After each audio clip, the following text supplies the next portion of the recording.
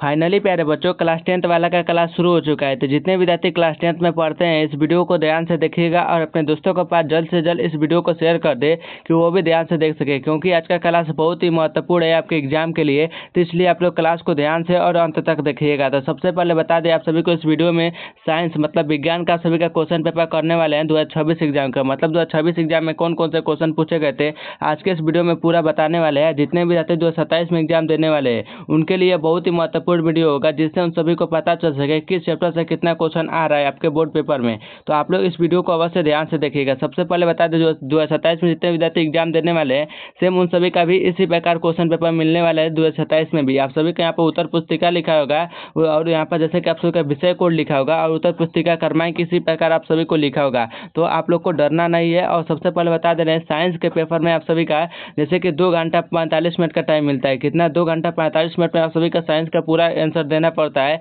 और आप सभी का 80 मार्क्स का एग्जाम होता है, मतलब 80 मार्क्स का सभी का साइंस का एग्जाम होता है और 20 मार्क्स आपके प्रैक्टिकल में मिलता है। तो आप लोग याद रखिएगा। तो चलते हम लोग सभी क्वेश्चन को अच्छी तरह करते हैं और सभी क्वेश्चन को बताते हैं। सबसे पहले बता दें आप लोग, यहाँ पर सबसे पहले आप सभी को सेक्शन ए देखने को मिलेगा, मतलब खंड अ देखने को मिलेगा। खंड अ में वस्तुनिष्ठ प्रश्न आप सभी को देखने को मिलेगा। और वस्तुनिष्ठ प्रश्न में आप सभी का क्या लिखा गया है, जैसे कि 1 से लेकर 80 वस्तुनिष्ठ प्रश्न है। इनमें से किन्हीं 40 प्रश्नों का उत्तर देना है और प्रत्येक प्रश्न के 4 विकल्प दिए गए, जिनमें से एक विकल्प सही है और आपके द्वारा चुने गए सही विकल्प को ओएमआर शीट में भरना है। मतलब आप सभी को बता दें, जैसे कि 80 आप सभी के लिए ऑब्जेक्टिव क्वेश्चन रहेगा, जिसमें से आप सभी को 40 ऑब्जेक्टिव क्वेश्चन को करना है। मतलब 80 में से जो आपको 40 क्वेश्चन आ रहे हैं उन्हीं ऑब्जेक्टिव क्वेश्चन को करना है। और हर क्वेश्चन आप सभी के लिए 1 मार्क्स का रहता है। तो कुल आप सभी का 40 नंबर इससे मिलने वाला विकल्पीय क्वेश्चन से। तो आप लोग याद रखिएगा। तो चलते हम लोग सबसे पहले विकल्पीय क्वेश्चन को करते हैं। तो सबसे पहले आप लोग यहाँ पर फर्स्ट क्वेश्चन को देख लीजिए। सभी क्वेश्चन आपके लिए बहुत ही महत्वपूर्ण है। तो जितने विद्यार्थी इस वीडियो को देख रहे हैं अपने साथ अपने जैसे कि कलम पेन और कॉपी लेकर बढ़ जाइए, सभी क्वेश्चन को अच्छी तरह लिखते चलिएगा।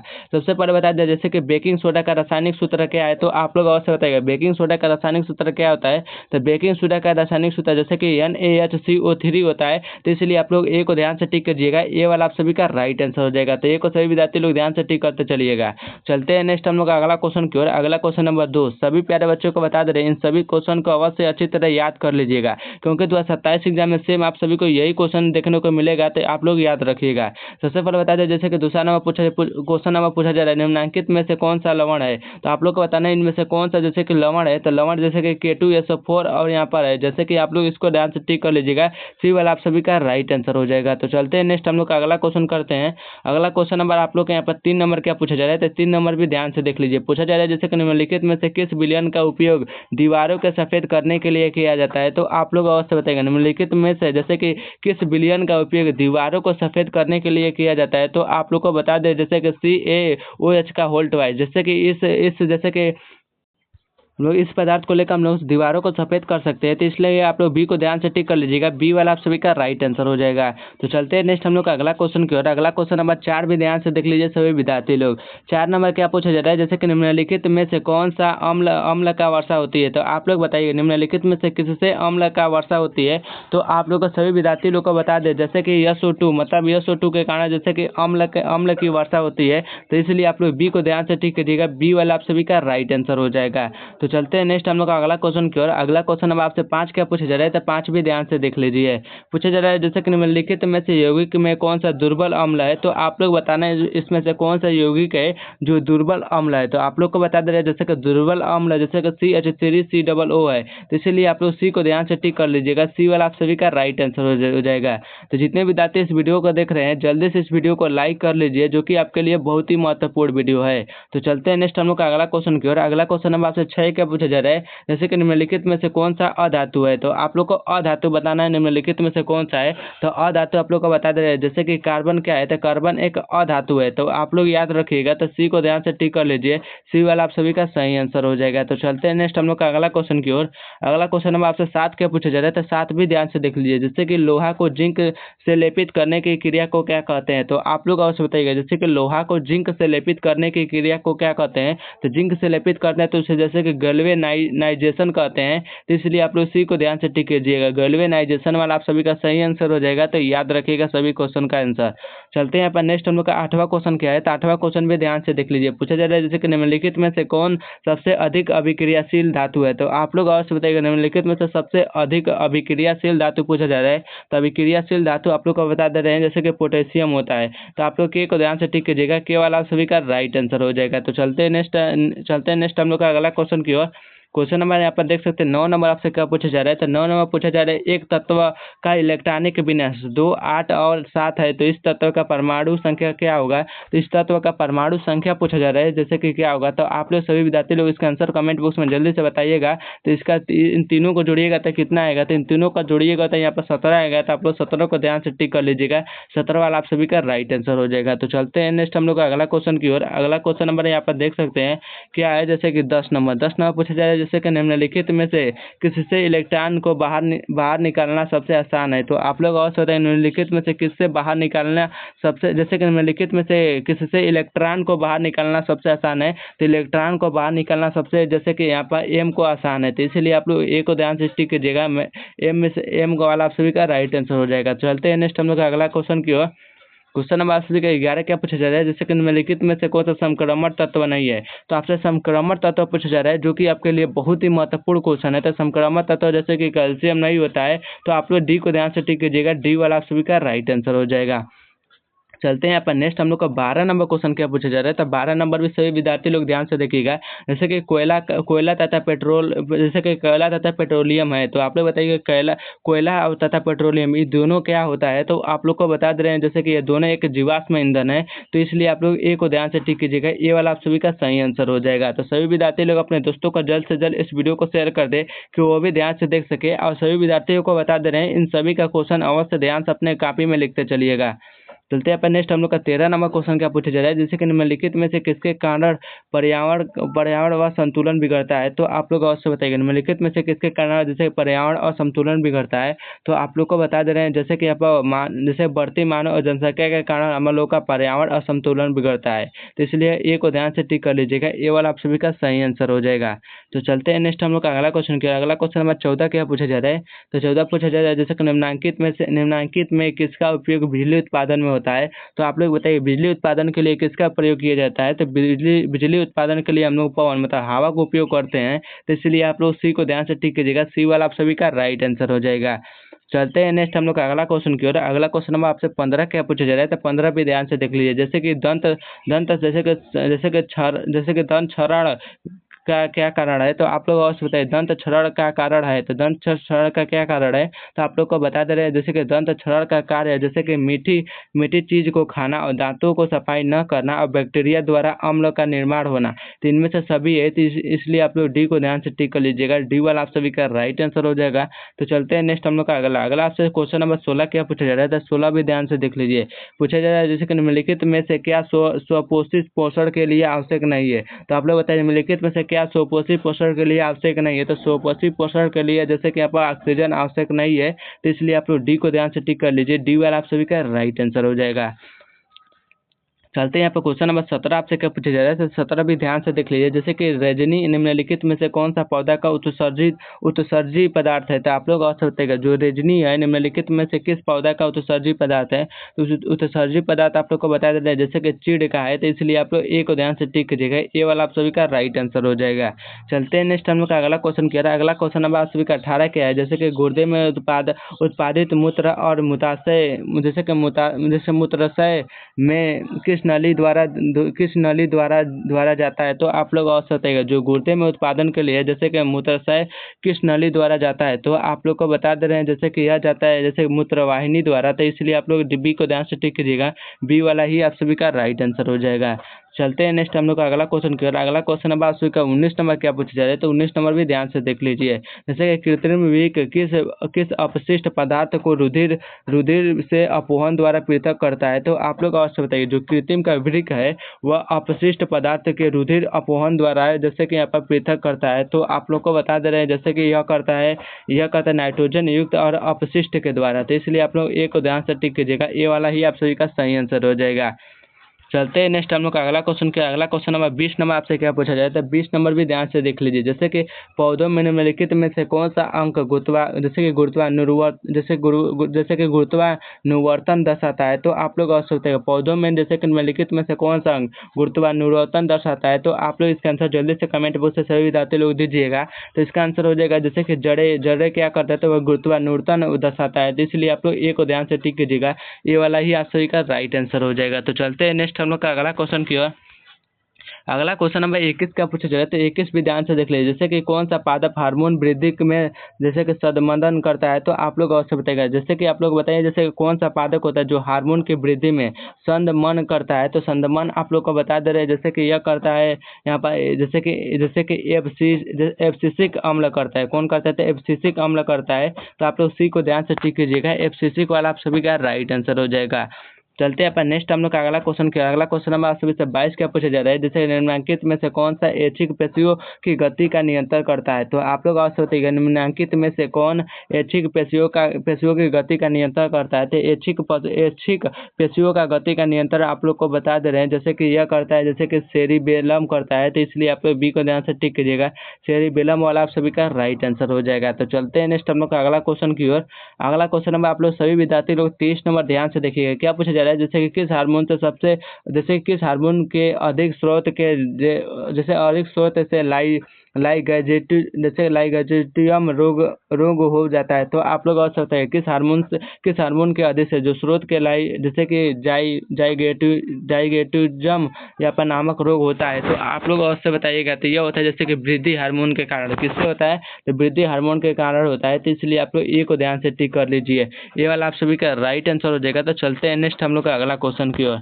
अगला क्वेश्चन नंबर 24 का पूछा जा रहा है जैसे कि अलैंगिक जनन की वृद्धि है, तो अलैंगिक जनन की वृद्धि क्या होती है, तो अलैंगिक जनन की वृद्धि जैसे कि जीवाणु में जनन होता है, मुकुलन होता है, विखंडन होता है, तो इनमें से सभी होता है, तो ऑप्शन नंबर डी को ध्यान से टिक कर लीजिएगा, डी वाला आप सभी का राइट आंसर हो जाएगा।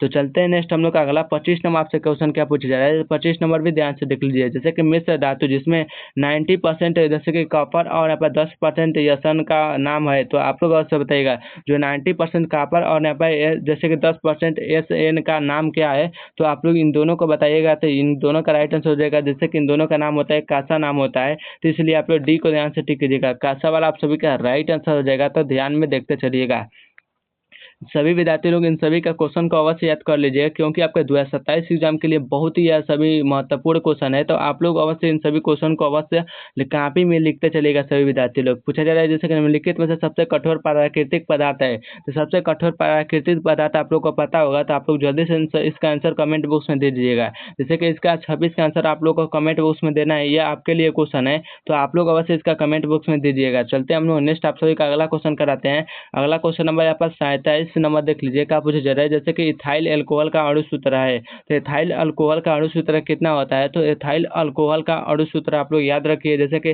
C2H5OH होता है। क्या होता है C2H5OH होता है, तो बी को ध्यान से टिक कर लीजिए, बी वाला ही आप सभी का राइट आंसर हो जाएगा। तो चलते हैं नेक्स्ट हम लोग का 28 नंबर क्वेश्चन क्या पूछा जा रहा है, तो 28 नंबर भी ध्यान से देख रहे हैं जैसे कि बेंजीन का अणु सूत्र है, तो बेंजीन का अणु सूत्र क्या होता है, तो आप लोग सभी विद्यार्थी लोग अवश्य इसका भी आंसर बताइएगा। तो बेंजीन का अणु सूत्र होता है C6H जैसे H6 होता है, क्या होता है C6 और H6 होता है, या बेंजीन का अणु सूत्र होता है, तो आप लोग याद रखिएगा। तो सी को ध्यान से टिक कर लीजिए। चलते हैं यहाँ पर 29 नंबर क्वेश्चन क्या पूछा जा रहा है, तो 29 नंबर भी ध्यान से देख लीजिए जैसे कि निम्नलिखित में से कौन सा युग्म समवायु है, तो आप लोग अवश्य बताइएगा निम्नलिखित में से कौन सा युग्म है जो समवायु है, तो आप लोग को बता दे रहे हैं जैसे कि समवायु युग्म जैसे कि C2H5OH और यहाँ पर CH3 और OCH3 हो जाएगा, तो इसलिए आप लोग सी को ध्यान से टिक कर लीजिएगा, यही क्या है जैसे कि समवायु युग्म है, तो आप लोग याद रखिएगा। चलते हैं नेक्स्ट हम लोग का अगला क्वेश्चन की ओर। अगला क्वेश्चन है आपसे 30 नंबर क्या पूछा जा रहा है जैसे कि एसिटिक अम्ल IPSC नाम है, एसिटिक अम्ल का IPSC नाम पूछा जा रहा है, तो एसिटिक अम्ल का IPSC नाम आपको बता दे रहे हैं जैसे कि एथेनाइक अम्ल होता है, तो आप लोग एक को ध्यान से टिक कीजिएगा, एथेनाइक अम्ल वाला आपका राइट आंसर हो जाएगा। तो चलते हैं नेक्स्ट हम लोग का अगला क्वेश्चन की ओर। अगला क्वेश्चन है आपसे 31 नंबर क्या पूछा जा रहा है, तो 31 नंबर भी ध्यान से देख लीजिए जैसे कि एल्कोहल में कौन सा तत्व उपस्थित नहीं है, तो आप लोग बताइएगा एल्कोहल में जैसे कि कौन सा तत्व है जो उपस्थित नहीं होता है, तो नाइट्रोजन उपस्थित नहीं होता है, तो ऑप्शन नंबर डी को ध्यान से टिक कीजिएगा, डी वाला आप सभी का राइट आंसर हो जाएगा। चलते हैं अपन नेक्स्ट हम लोग के यहाँ पर 32 नंबर क्वेश्चन क्या पूछा जा रहा है, तो 32 नंबर भी ध्यान से देख लीजिए, आवर्त सारणी के उदर स्तंभों को कहाँ पाया तो यह पाया जाता है वर्ग में। कहाँ पाया जाता है उदर स्तंभ? तो ए में पाया जाता है, मतलब वर्ग वाला आप सभी का राइट आंसर हो जाएगा। तो चलते हैं नेक्स्ट हम लोग का अगला क्वेश्चन की ओर। अगला क्वेश्चन नंबर 33 नंबर क्या पूछा जा रहा है? जब वस्तु को फोकस हो तो उसका उत्तल दर्पण से बना प्रतिबिंब होता है। जब वस्तु फोकस पर हो तो उसका अवतल दर्पण पर बना प्रतिबिंब कैसा होता है? तो यह आप लोग को बता दे रहे हैं जैसे कि यह अनंत पर होता है, तो इसलिए आप लोग सी को ध्यान से टिक कीजिएगा। सी वाला आप सभी का राइट आंसर हो जाएगा। चलते हैं नेक्स्ट हम लोग का अगला क्वेश्चन किया। अगला क्वेश्चन नंबर 34 नंबर क्या पूछा जा रहा है? जैसे कि समतल दर्पण द्वारा बना प्रतिबिंब जैसे कि पासवर्ड उल्टा होता है अर्थात बताइए। जैसे कि समतल दर्पण द्वारा जो बना प्रतिबिंब होता है वह पासवर्ड उल्टा होता है अर्थात कैसा? तो आप लोग को बता दे रहे हैं जैसे कि यह होता है बाएं और दाएं का प्रतीक होता है। तो ऑप्शन नंबर ए को ध्यान से टिक कीजिएगा। दाएं और बाएं वाला आप सभी का राइट आंसर हो जाएगा। तो चलते हैं नेक्स्ट हम लोग का 35 नंबर क्वेश्चन क्या पूछा जा रहा है? जैसे कि अवतल दर्पण द्वारा बना प्रतिबिंब होता है। तो अवतल दर्पण द्वारा बना प्रतिबिंब कैसा होता है, जो कि आपके लिए बहुत ही महत्वपूर्ण क्वेश्चन है। तो आप लोग इसका आंसर अवश्य कमेंट बॉक्स में बताइएगा। तो अवतल दर्पण द्वारा बना प्रतिबिंब वास्तविक और उल्टा होता है। कैसा होता है? तो वास्तविक और उल्टा होता है। तो इसलिए आप लोग ए को ध्यान से टिक कर लीजिएगा। ए वाला आप सभी का राइट आंसर हो जाएगा। तो चलते हैं नेक्स्ट हम लोग का 36 नंबर क्वेश्चन क्या पूछा जाए? तो 36 नंबर भी ध्यान से देख लीजिए। जब वो वस्तु अनंत पर हो तो अवतल दर्पण में प्रतिबिंब होता है। जब वो वस्तु अनंत पर हो तो अवतल दर्पण में प्रतिबिंब कैसा होता है? तो अवतल दर्पण में प्रतिबिंब आप लोग को बता दे रहे हैं जैसे कि फोकस और वास्तविक और उल्टा होता है। तो ऑप्शन नंबर बी को ध्यान से याद रखिएगा। बी वाला आप सभी का राइट आंसर हो जाएगा। चलते हैं अपन नेक्स्ट हम लोग का अगला क्वेश्चन करो। क्वेश्चन नंबर आपसे 37 का पूछा जा रहा है। समतल दर्पण द्वारा उत्पन्न आवर्धन मान हमेशा कितना होता है? तो समतल दर्पण द्वारा उत्पन्न आवर्धन मान आप लोग को बता दे रहे हैं जैसे कि यह जैसे 1 के बराबर होता है। तो इसलिए आप लोग सी को ध्यान से टिक कर दीजिएगा। सी वाला आप सभी का राइट आंसर हो जाएगा।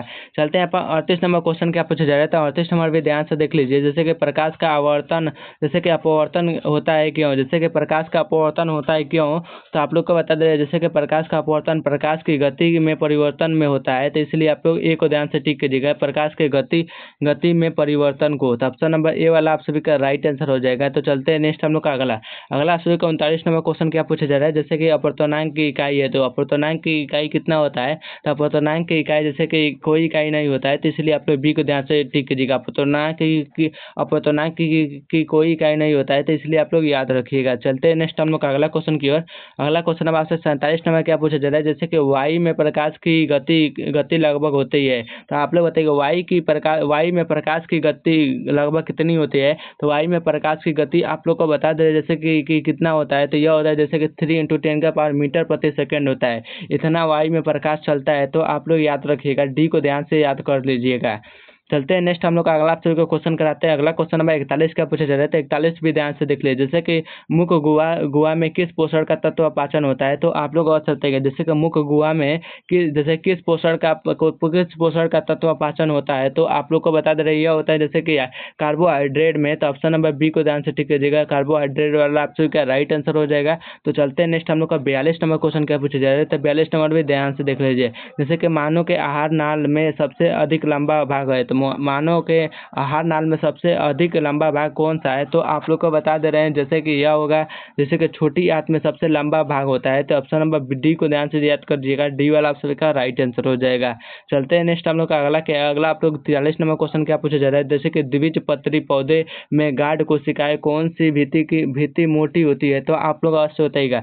द्विबीजपत्री में द्विबीजपत्री में जो पौधा का गाढ़ कोशिकाएं होती है इसमें कौन सी भीति मोटी होती है? तो आप लोग को बता दे रहे हैं जैसे कि इसमें जैसे कि आपका भीतरी वाली जैसे कि भीति क्या होती है? तो यह मोटी होती है। तो ए को ध्यान से याद रखिएगा सभी विद्यार्थी लोग।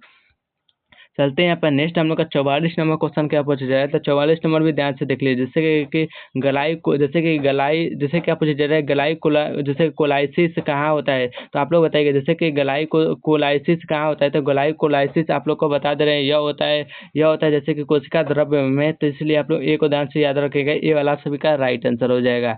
चलते हैं अपन नेक्स्ट हम लोग का अगला क्या है? अगला 45 नंबर पूछा जा रहा है जैसे कि मत्स्य का मुख्य श्वसन अंग है। तो मत्स्य का मुख्य श्वसन अंग कौन सा होगा? तो यह होगा जैसे कि गिल्स होगा, तो इसलिए आप लोग डी को याद रखिएगा। डी वाला आप सभी का राइट आंसर हो जाएगा। चलते हैं नेक्स्ट हम लोग का अगला क्वेश्चन की ओर। अगला क्वेश्चन नंबर 46 नंबर क्या पूछा जा रहा है, जैसे कि मानव हृदय घिरा होता है, तो मानव हृदय किससे घिरा होता है? तो मानव हृदय आप लोग को याद होना चाहिए, जैसे कि यह परिकार्मेडियम से घिरा होता है। किससे घिरा होता है? तो परिकार्मेडियम से घिरा होता है। तो ऑप्शन नंबर डी को याद रखिएगा सभी विद्यार्थी लोग। चलते हैं नेक्स्ट हम लोग का 47 नंबर क्वेश्चन क्या है, जैसे कि प्लाज्मा का रंग होता है, तो प्लाज्मा का रंग कैसा होता है? तो आप लोग बताइएगा तो बता देगा, जैसे कि प्लाज्मा का रंग हल्का पीला होता है, तो सी को याद रखिएगा। कैसा होता है? तो हल्का पीला होता है प्लाज्मा का रंग। चलते हैं नेक्स्ट हम लोग का अगला आपसे का 48 नंबर क्वेश्चन क्या पूछा जा रहा है, जैसे कि 48 नंबर पूछा जा रहा है, निम्नलिखित में से कौन सा पौधा जल संवहन उत्तक है? तो आप लोग अवश्य बताइएगा निम्नलिखित में से कौन ऐसा पौधा है जो जल संवहन उत्तक होता है? तो जल संवहन उत्तक पौधा जैसे कि जाइलम होता है। तो ऑप्शन नंबर सी को याद रखिएगा, जाइलम वाला आप सभी का राइट आंसर हो जाएगा। चलते हैं नेक्स्ट हम लोग का अगला आपसे 49 नंबर क्वेश्चन क्या है, जैसे कि पानी में छड़ी को जैसे कि मुड़ी हुई हो तो दिखाई देने का कारण क्या होता है? जो जैसे कि पानी में जब कोई भी छड़ी मुड़ी हो तो दिखाई देने पर कैसा जैसे कि दिखाई देने का कारण कैसा होता है? तो आप लोग अवश्य बताइएगा। तो पानी में जब यहाँ पर छड़ मुड़ी होती है तो वह अपवर्तन का कारण होता है देखने पर। तो ऑप्शन नंबर बी को ध्यान से याद रखिएगा, बी वाला आप सभी का राइट आंसर हो जाएगा। चलते हैं नेक्स्ट हम लोग का 50 नंबर क्वेश्चन क्या पूछा जा रहा है, तो 50 नंबर भी ध्यान से देख लीजिए। निम्नलिखित में से किसका अपवर्तनांक सबसे अधिक होता है? तो आप लोग अवश्य बताइएगा सबसे अपवर्तनांक किसका अधिक होता है? तो आप लोग को बता दें जैसे कि सबसे अपवर्तनांक सबसे अधिक जैसे कि हीरा का होता है, तो इसलिए आप लोग बी को ध्यान से याद रखिएगा, बी वाला आप सभी का राइट आंसर हो जाएगा।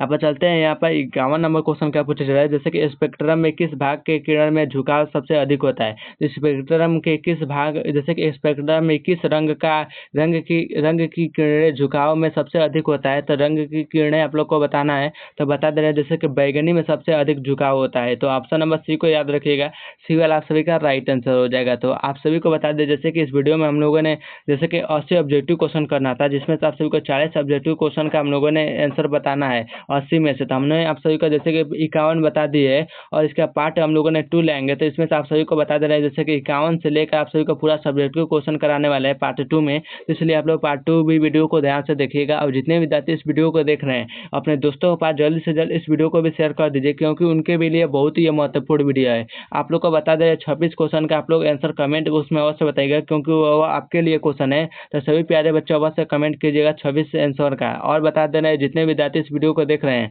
जल्दी से इस वीडियो को लाइक कर लीजिए, और जितने विद्यार्थी नए हैं इस चैनल को सब्सक्राइब कर लीजिए, क्योंकि बहुत ही महत्वपूर्ण ये चैनल है। तो इसलिए आप लोग सब्सक्राइब कर लीजिएगा। और जितने विद्यार्थी हमारे व्हाट्सएप ग्रुप में जुड़ना चाहते हैं, उसका PDF पाना चाहते हैं, तो हमारे चैनल पर जाकर ज्वाइन बटन मतलब आप सभी को सुपर चैट लेना पड़ता है 59 रुपये का। जो विद्यार्थी 59 रुपये का सुपर चैट लेगा उसी को हम लोग व्हाट्सएप ग्रुप में ज्वाइन करते हैं। तो आप लोग याद रखिएगा। तो सभी विद्यार्थी लोग जल्दी से जाकर यहाँ पर सुपर चैट ले लीजिए। तो मिलेंगे अगले नेक्स्ट वीडियो में। तो इसके लिए आप लोग का प्यारे बच्चों धन्यवाद।